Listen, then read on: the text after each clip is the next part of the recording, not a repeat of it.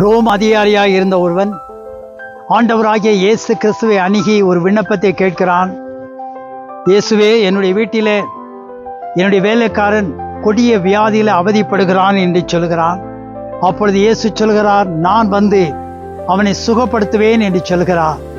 இப்பொழுது இந்த அதிகாரி சொல்கிறான், ஆண்டவரே, நீர் வருவதற்கு நான் பாத்திரவான் அல்ல.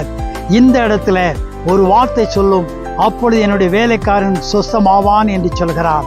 ஆண்டவர் அவனுடைய விசுவாசத்தை கண்டு ஆச்சரியப்பட்டு, இப்படிப்பட்டதான விசுவாசத்தை நான் ஜனங்களுக்குள்ளே காணவில்லை என்று சொல்கிறார்.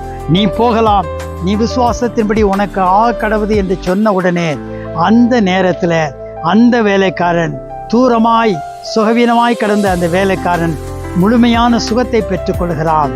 ஆகவே உன் விசுவாசத்தின்படி உனக்கு கடவுது என்று சொல்லி அந்த அதிபதியை பார்த்து சொன்ன உடனே அந்த வேலைக்காரன் சுகம் பெற்றான். ஆண்டவர் நம்முடைய விசுவாசத்தை பார்க்கிறார். நம்முடைய விசுவாசத்தின்படி நமக்கு கடவுது.